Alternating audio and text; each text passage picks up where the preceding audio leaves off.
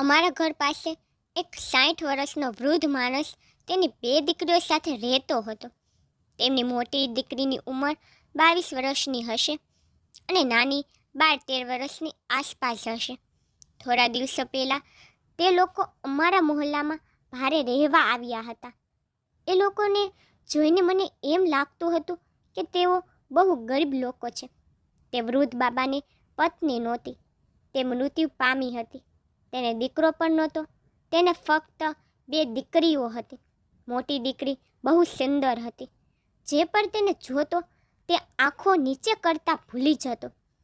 તેની લગ્નની ઉંમર પણ થઈ ગઈ હતી. પણ અજીબ વાત એ હતી, કોઈ પણ લોકો તેનો સંબંધ પૂછવા તેના ઘરે ગયા હોય તો તે લોકોને ધક્કા મારીને ઘરની બહાર મોકલી દેતો. તે તેની દીકરીઓ વિશે ખૂબ કાળજી રાખતો હતો. આજ સુધી કોઈએ તેને દરવાજે ઊભેલી પણ જોઈ નહોતી. તે પોતાના ઘરનો દરવાજો હંમેશા બંધ રાખતો હતો. શાળા કોલેજ સિવાય તે તેમની દીકરીઓને ક્યાંય મોકલતો ન હતો. એકવાર મારી નજર તેની મોટી દીકરી પર પડી. તે મને ખૂબ જ શાંત અને ઉદાસ દેખાતી હતી. મને એ છોકરી સાથે વાત કરવાનું મન થતું. તેની સાથે મિત્રતા કરવાનું મન થતું. એક દિવસ મેં મારી માતાને કહ્યું કે મમ્મી, મને લાગે છે કે મારી પડોશી શીતલ સાથે વાત કરવી જોઈએ. તેના વૃદ્ધ પિતા તેને ઘરમાં કેદ કરીને રાખે છે. તે છોકરી ખૂબ ઉદાસ રહે છે. જો હું તેની સાથે મિત્રતા કરીશ તો ઓછામાં ઓછું તેની ઉદાસી સમાપ્ત થઈ જશે. મારી વાત સાંભળીને મારી માતાએ મને ઠપકો આપ્યો. તેને કહ્યું, ધ્યાન રાખજે, જો તે તેના ઘરે જઈને તેની સાથે દોસ્તી કરી છે તો. આ લોકો મને બહુ વિચિત્ર લાગે છે. જ્યારે લોકોએ તેની પુત્રીના સંબંધ વિશે પૂછ્યું તો તેઓએ લોકોને ઘરની બહાર કાઢી મૂક્યા. તે પોતાના ઘરે કોઈને આવવા નથી દેતો. મને તો દારમાં કંઈક કાળું લાગે છે. હું પણ માતાની વાત સાંભળીને થોડી ડરી ગઈ હતી. મેં અહીં ત્યાં પાડોશમાં પણ સાંભળ્યું હતું કે આ લોકો બહુ વિચિત્ર છે. પડોશી આંટી તો કહેવા લાગી, મને લાગે છે કે આ બંને વચ્ચે પિતા દીકરીનો સંબંધ બિલકુલ નથી. તેમનો સંબંધ કંઈક અલગ છે. નહીં તો તમે જ વિચારો કે કોઈ પણ પિતા પોતાની દીકરીને આ રીતે બંદી બનાવીને કેમ રાખશે. હા, નાની દીકરી દરેક જગ્યાએ આવતી જતી રહે છે. માત્ર મોટી દીકરીને જ કેદ રાખવામાં આવી છે. આંટીની વાત સાંભળીને હું પરેશાન થઈ ગઈ. આંટી ફરી હવામાં હાથ લહેરાતા બોલવા લાગી, અરે દીકરી, તેની પાછળ કોઈ મોટું કારણ હશે. હું તો કહું છું કે તું પણ આ લોકોથી દૂર રહેજે. આજકાલનો જમાનો ખૂબ જ ખરાબ છે. સગો સંબંધ પર વિશ્વાસ પણ કરી શકાતો નથી. આંટીની વાત સાંભળીને મારી ઉત્સુકતા વધુ વધી ગઈ હતી. હું એ લોકો વિશે જાણવા માંગતી હતી. હું તેમની સાથે સંબંધ વધારવા માંગતી હતી, જેથી હું જાણી શકું કે શા માટે શીતલ ઉદાસ અને ઘરની અંદર આટલી બંધ રહે છે. એક દિવસ હું શીતલના ઘરની સામેથી પસાર થઈ રહી હતી. ત્યારે અંદરથી કોઈના રડવાનો અવાજ સંભળાયો. હું ઝડપથી ત્યાં જ ઊભી રહી ગઈ અને અંદરથી એક છોકરીનો ખૂબ જ રડવાનો અવાજ આવતો હતો. અચાનક હું ખૂબ જ ગભરાઈ ગઈ.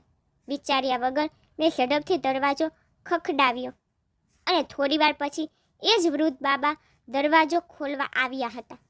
મને જોતાની સાથે જ તેને ગુસ્સામાં કહ્યું, શું વાત છે છોકરી, તારે શું જોઈએ છે? હું શરૂઆતમાં થોડી નર્વસ હતી. પછી મારી જાતને સામાન્ય બનાવીને મેં કહ્યું, તમારા ઘરમાંથી કોઈના રડવાનો અવાજ આવી રહ્યો હતો. તેથી મને લાગ્યું કે તમને કદાચ મદદની જરૂર છે. બાબાએ મારી સામે ઉપરથી નીચે સુધી જોયું અને કહ્યું, છોકરી, અમને કોઈની મદદની જરૂર નથી. તારા માટે સારું રહેશે કે તું અમારા ઘરેલું બાબતોથી દૂર રહે. અમને તારી મદદની જરૂર નથી. આટલું કહીને વૃદ્ધ બાબાએ મારા ચહેરા પર ઝડપથી દરવાજો બંધ કરી દીધો. મને ખૂબ ગુસ્સો આવ્યો. મને આશ્ચર્ય પણ થયું. તે કેવો અસંસ્કારી વ્યક્તિ છે. હું ત્યાં કંઈ લેવા તો નહોતી ગઈ, માત્ર તેની મદદ કરવા ગઈ હતી. હું ઘરે પાછી આવી અને માતાને આ બધી વાતો જણાવી. ત્યારે મારી માતા મારા પર ગુસ્સે થવા લાગી, કહેવા લાગી, તારે શું જરૂર હતી બીજાના મામલામાં પડવાની? મેં તને પહેલેથી જ સમજાવ્યું હતું કે આ લોકોથી દૂર રહેજે, તેમ છતાં તારા મગજમાં વાત ઉતરતી નથી. તારા પિતાને આવવા દો, તેમનાથી તારી ફરિયાદ કરું કે તમારી દીકરીની બિનજરૂરી સહાનુભૂતિ એકઠી કરવાની ખૂબ જ ખરાબ આદત છે. તેની આ ટેવ છોડાવી દો, નહીતર આપણે કોઈ મુશ્કેલીમાં આવી જઈશું. મારી માતાની વાત સાંભળીને હું ચૂપ થઈ ગઈ અને મારા રૂમમાં આવી ગઈ. પરંતુ મારી માતાની બધી સલાહથી પણ મારા પર તેની કોઈ અસર ન થઈ. મેં મનમાં નિર્ણય કરી લીધો હતો કે કોઈ પણ ભોગે શીતલ સાથે મિત્રતા કરીને જ રહીશ અને તેના ઘરમાં શું ચાલે છે તેના વિશે હું જાણીશ. શું ખબર હું તેમની મદદ કરી શકું, તેના જીવનમાં થોડી ખુશીઓ લાવી શકું. એક દિવસ હું મારી મિત્ર રિદ્ધિના ઘરે ગઈ હતી. તેનું ઘર પર એ જ મોહલ્લામાં હતું. મેં રિદ્ધિને કહ્યું, ચાલો ટેરેસ પર જઈએ, અને અમે ટેરેસ પર આવ્યા. શીતલ અને રિદ્ધિનું ઘર એકબીજા સાથે જોડાયેલું હતું. રિદ્ધિના ટેરેસ ઉપરથી શીતલના ઘરનું આંગણું સ્પષ્ટ દેખાતું હતું અને આ જોઈને હું એકદમ ખુશ થઈ ગઈ. મારા ચહેરા પર ખુશી જોઈને રિદ્ધિ આશ્ચર્યથી મારી સામે જોવા લાગી. તેને કહ્યું કે તું આટલી ખુશ કેમ થઈ રહી છો? મેં રિદ્ધિને બધી વાત કહી દીધી. મેં કહ્યું કે હવે હું શીતલ સાથે મિત્રતા કરીશ. મારી વાત સાંભળીને રિદ્ધિએ મારી સામે હાથ જોડી દીધા, કહેવા લાગી, પાગલ છોકરી, આ બાબતથી દૂર રહે તે વધુ સારું છે. મેં કહ્યું, આમાં નવાઈ શું છે? હું ફક્ત શીતલ સાથે મિત્રતા બનવા માંગુ છું. મને લાગે છે કે તેને આપણી મદદની જરૂર છે. તે નોંધ્યું નથી કે તે કેટલી ઉદાસ રહે છે. દરેક સમય તેની આંખો લાલ રહે છે, જેથી તે રડતી રહેતી હોય. રિદ્ધિએ કહ્યું કે તે જ હું તને સમજાવી રહી છું. પાગલ છોકરી, તને શું ખબર કે તે બાપને દીકરી ન હોય, તે પતિ પત્ની હોય. એટલા માટે તે તેની પત્નીને લોકોથી છુપાવીને રાખતો હોય, જેથી લોકો તેના પર આંગળી ન ઉઠાવે. કારણ કે તેની પત્ની એક નાની છોકરી છે જે સંપૂર્ણપણે તેની દીકરી જેવી દેખાય છે અને તે તેના પિતા જેવો દેખાય છે. તેથી જ તે શીતલને કોઈને મળવા દેતો નથી. રિદ્ધિની વાત સાંભળીને મને સંતોષ થયો ન હતો. મેં કહ્યું, ના રિદ્ધિ, મેં તે છોકરીને એકવાર જોરથી રડતી સાંભળી રહી હતી. મને લાગે છે કે આ છોકરી ચોક્કસપણે કોઈ મુશ્કેલીમાં છે. આપણે તેની મદદ કરવી જોઈએ. ગમે તે થાય, હું તેને આટલી ઉદાસ જોઈ શકતી નથી. રિદ્ધિ મને સમજાવવા લાગી કે જો આપણે આ બાબતથી દૂર રહી તે જ સારું છે. એવું ન થાય કે આપણે કોઈ મુશ્કેલીમાં પડી જાય. અમે તે જ વાત કરી રહ્યા હતા કે શીતલને મેં આંગણમાં જોઈ. મેં ઝડપથી રિદ્ધિને ઇશારો કર્યો કે જુઓ, શીતલ તેના આંગણામાં કામ કરી રહી છે. આ એક સારો મોકો છે. આપણે તેની સાથે વાત કરવી જોઈએ. રિદ્ધિ તો પહેલાં મને સમજાવવા લાગી, પરંતુ જ્યારે હું સંમત ન થઈ ત્યારે રિદ્ધિ ગુસ્સામાં તેનો પગ જમીન પર મારીને ચાલી ગઈ અને કહ્યું હતું કે તું જ તેની સાથે વાત કર. એ પાગલ વૃદ્ધ વ્યક્તિથી મારું અપમાન નથી થવા દેવું. રિદ્ધિના ગયા પછી મેં શીતલને ઇશારો કર્યો, ત્યારે તેની નજર મારા પર પડી. ત્યારે તેને લાગ્યું કે હું તેની સાથે વાત કરવા માંગુ છું, તેથી તે ઝડપથી અંદર જવા લાગી. મેં કહ્યું, શીતલ, હું તારા સાથે મિત્રતા કરવા માંગુ છું. કંઈક વિચારીને તે સીડીઓ ચઢીને ટેરેસ પર આવી. જ્યારે તે મારી નજીક આવી ત્યારે મેં તેને હેલો કર્યું. મારા હેલોના જવાબમાં તેને પૂછ્યું કે તું શા માટે મારી સાથે મિત્રતા કરવા માંગે છે. મેં તેને કહ્યું કે તું મને બહુ દુઃખી લાગે છે અને તારી આંખો જોઈને લાગે છે કે તું રડતી રહે છે. હું તારી મદદ કરવા માંગુ છું, તેથી જ હું તારી સાથે મિત્રતા કરવા માંગુ છું. મારી વાત સાંભળીને તેને ખૂબ જ દુઃખવાળા શબ્દોમાં કહ્યું, મારી મદદ કરીને તું તારી જાતને કેમ પરેશાન કરે છે? મેં આશ્ચર્યથી શીતલ સામે જોયું. મેં કહ્યું કે કોઈની મદદ કરીને કોઈને પરેશાની થતી નથી, પણ તેને અંદરથી ખૂબ ખુશી મળે છે કે તેને એક મજબૂરની મદદ કરી છે અને ભગવાન પણ તેનાથી ખૂબ ખુશ છે. હું તારી મદદ કરવા સંકોચ અનુભવીશ નહીં. જો તું ઈચ્છે તો તું મારી સાથે કોઈ પણ પ્રકારની વાત શેર કરી શકે છે અને હું તને વચન આપું છું કે હું તારી કોઈ પણ વાતનું રહસ્ય બીજા કોઈને નહીં જણાવું. મારી વાત સાંભળીને શીતલ સહેજ હસી પડી. ત્યારે તેને કહ્યું, હું બહુ કમનસીબ છોકરી છું. ક્યારેક મને લાગે છે કે પપ્પાએ ઘરની અંદર મને બંધ કરીને મારી સાથે સારું નથી કર્યું, પણ હવે મને લાગે છે કે પપ્પાએ મને ઘરમાં કેદ કરીને મારું ઘણું ભલું કર્યું છે. હું આને જ લાયક છું. આજ મારી સજા હોવી જોઈએ, અથવા મને જીવવાનો અધિકાર નથી, એમ કહેવું મારે ખોટું નહીં હોય. શીતલની વાત સાંભળીને હું ખૂબ જ પરેશાન થઈ ગઈ. શીતલ તો સમસ્યા હલ કરી રહી હતી, પણ તેની પાસે બહુ ઓછો સમય હતો, કારણ કે તેના પિતા ગમે ત્યારે આવી શકતા હતા. અને પછી મેં મારા કાનમાં રિદ્ધિનો અવાજ સાંભળ્યો. તે મને બોલાવતી હતી. તે કહેતી હતી કે તારી માં આવી છે, જલ્દી નીચે આવ. હું ઝડપથી શીતલને બાય કહીને નીચે આવી અને મમ્મી સાથે ઘરે પાછી ચાલી ગઈ. ઘરે આવ્યા પછી પણ હું આ જ વિચારતી હતી કે શીતલ એવો કયો ગુનો કર્યો છે કે તે પોતાની જાત પર ગુસ્સે છે.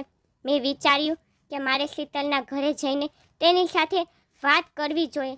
જ્યારે તેનો પિતા ઘરે નહીં હોય ત્યારે હું રિદ્ધિના ઘર પાસેથી પસાર થઈને તેના ઘરે ચાલી જઈશ. બીજા દિવસે હું ફરી રિદ્ધિના ઘરે ગઈ. મેં ટેરેસ પર જઈને જોયું તો તે તેના આંગણામાં ખાટલો રાખીને બેઠી હતી. આજે પણ તે રડી રહી હતી. તેના રડવાનો અવાજ છત સુધી પહોંચી રહ્યો હતો. તે તેનું પેટ પકડીને બેઠી હતી અને ચીસો પાડી રહી હતી, જાણે તે ખૂબ જ અસ્વસ્થ હોય. હું ખૂબ જ પરેશાન થઈ ગઈ. મેં ઝડપથી તેને બોલાવી. તેને મારી તરફ જોયું અને ઇશારો કર્યો કે તે ટેરેસ પર આવી શકશે નહીં. જો તું ઈચ્છે તો ઝડપથી મારી પાસે આવી જા. હું ઝડપથી તેની પાસે ગઈ. તે હજી તેનું પેટ પકડીને બેઠી હતી. મેં તેને પૂછ્યું, શીતલ, તને શું થયું છે? તને પેટમાં દુખે છે? તમારી વાત સાંભળ્યા પછી તેના મોંમાંથી ખૂબ જ મુશ્કેલીથી શબ્દો નીકળ્યા હતા, કારણ કે તે ખૂબ પીડામાં હતી. તેને કહ્યું કે હા, મને પેટમાં ખૂબ દુખાવો થાય છે અને આ પીડા હવે મારો જીવ લઈ લેશે. તેના દુઃખથી શબ્દો સાંભળીને મારી આંખોમાં આંસુ આવી ગયા. મેં તેને સાંત્વના આપી. મેં કહ્યું, શીતલ, દુનિયામાં દરેક દર્દનો ઈલાજ છે.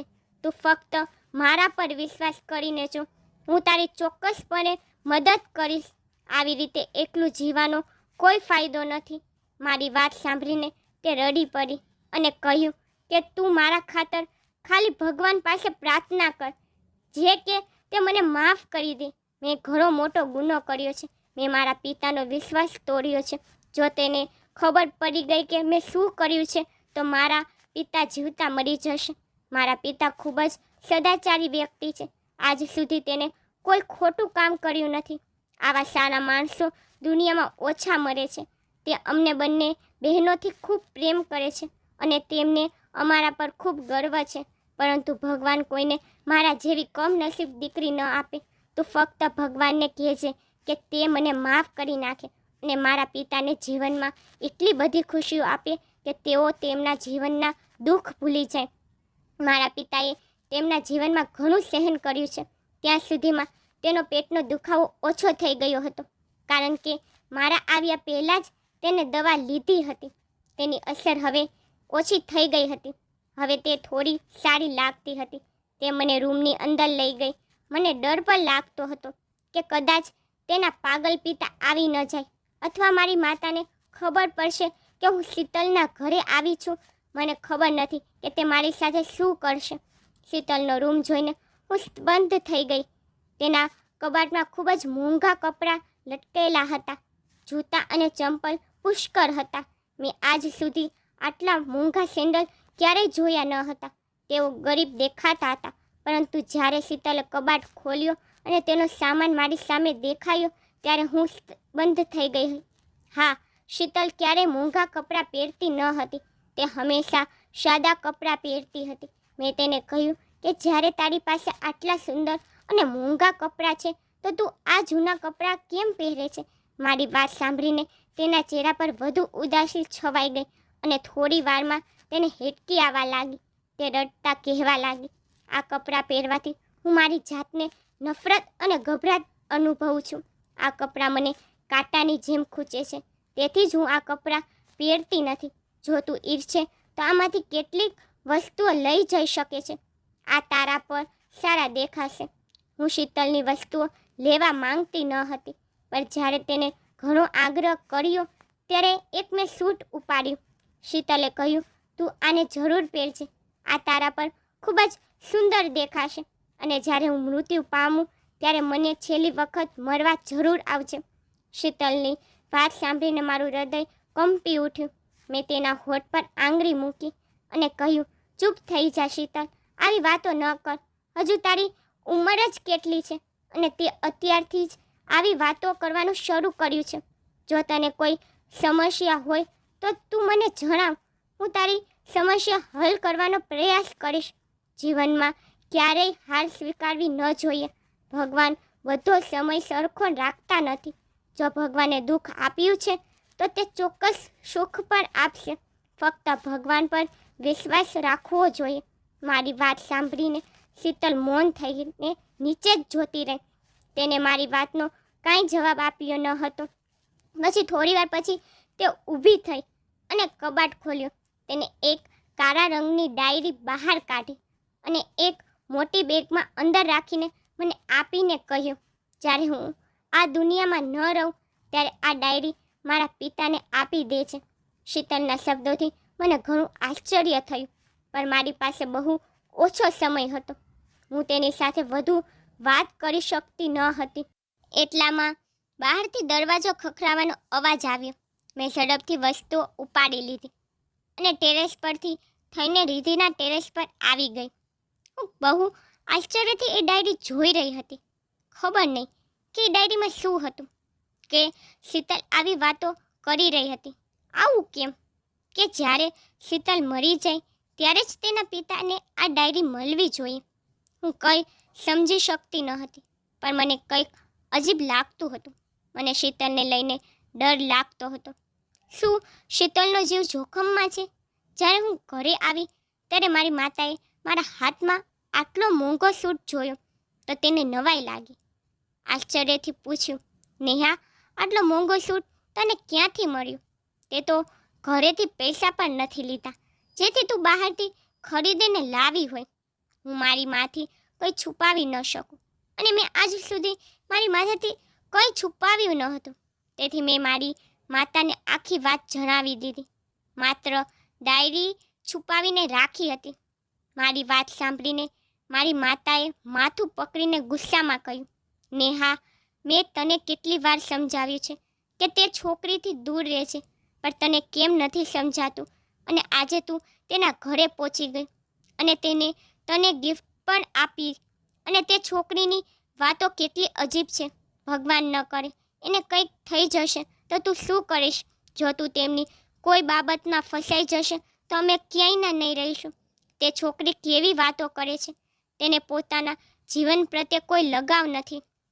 તે છોકરીની વાત સાંભળીને મારું દિલ ડરી રહ્યું છે. ધ્યાન રાખજે જો તું ગઈકાલથી તેના ઘરે ગઈ છો. મમ્મીની વાત સાંભળીને હું ખૂબ જ પરેશાન થઈ ગઈ.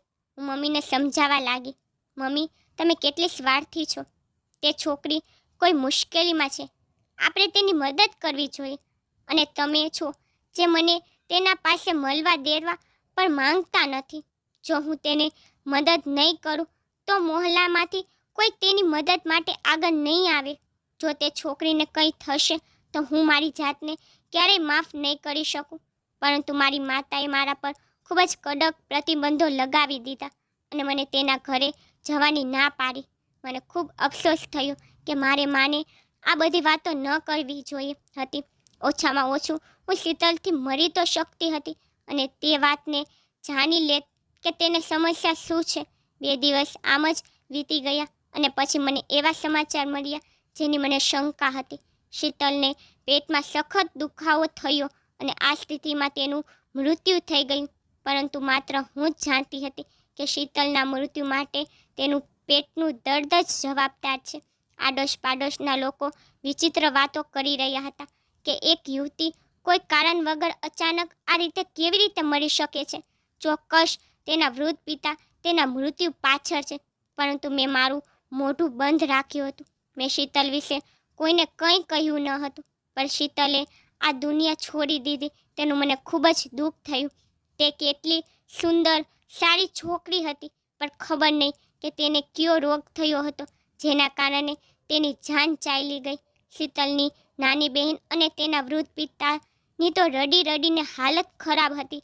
બધા લોકો શીતલના પિતાને દોષી માનતા હતા, પરંતુ મારું દિલ મને કહેતું હતું કે શીતલના પિતા નિર્દોષ છે, કારણ કે શીતલે મને કહ્યું હતું કે તેના પિતા ખૂબ જ સારા વ્યક્તિ છે.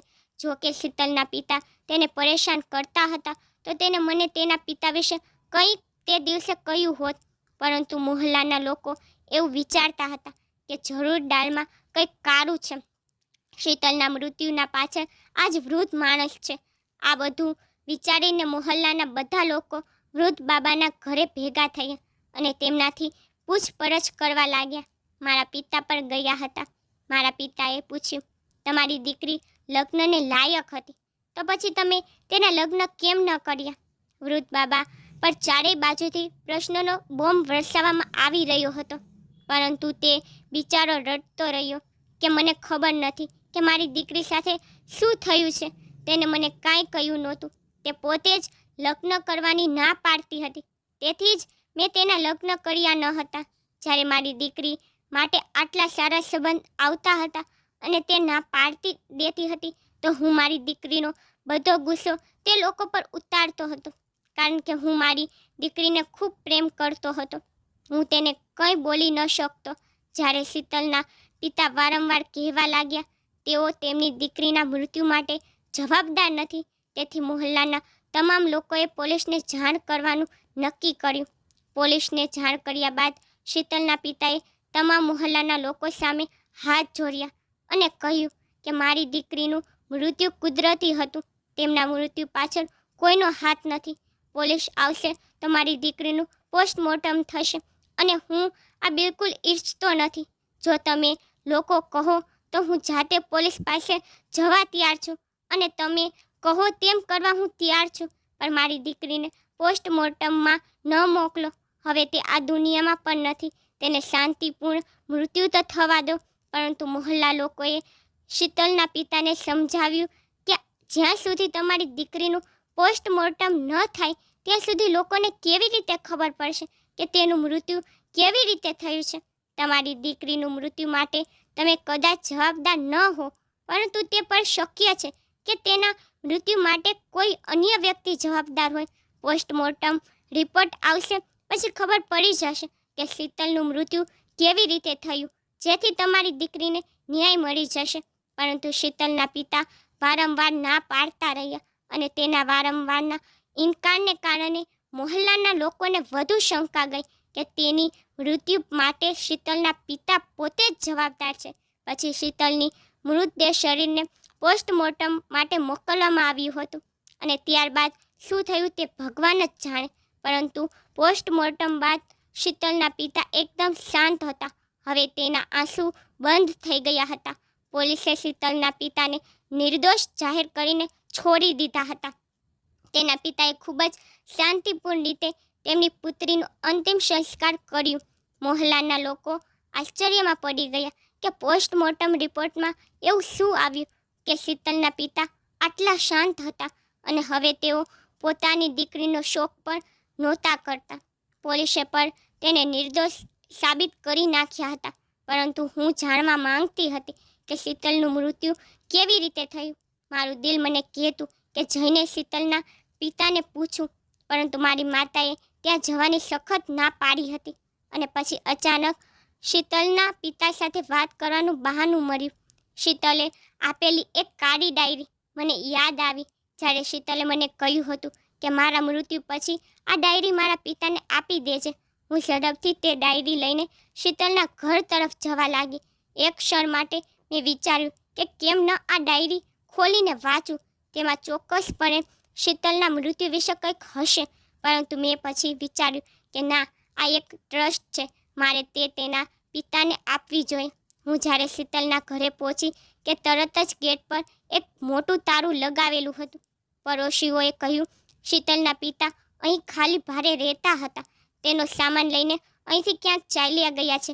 તેને અહીંથી થોડે દૂર પોતાનું ઘર ખરીદ્યું છે અને પોતાનો ધંધો શરૂ કર્યો છે. તેની નાની દીકરીનું એડમિશન ખૂબ જ સારી શાળામાં કરાવ્યું છે. આ સાંભળીને મને આશ્ચર્યનો આંચકો લાગ્યો હતો.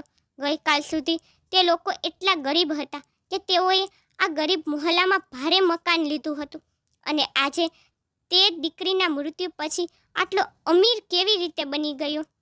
હું મારા રૂમમાં બેસીને આજ વિચારતી હતી કે મારે ડાયરી ખોલીને વાંચવી જોઈએ કે નહીં. મારી સામે તે કાળી ડાયરી પડી હતી અને પછી મેં નક્કી કર્યું કે મારે તેને ખોલીને વાંચવી જોઈએ.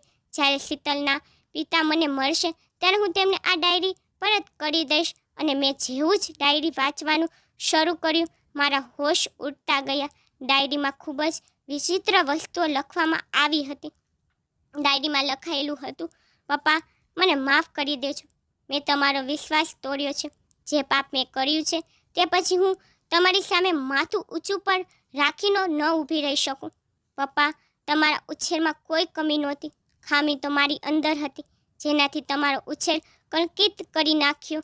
માતાના અવસાન પછી તમે મને માતા અને પિતા બંને તરીકે ઉછેરી હતી, પર હું જ રસ્તો ભૂલી ગઈ હતી. કોલેજમાં મને એક છોકરાથી પ્રેમ થઈ ગયો. તેનું નામ હરીશ હતું. હરીશ ખૂબ જ અમીર હતો.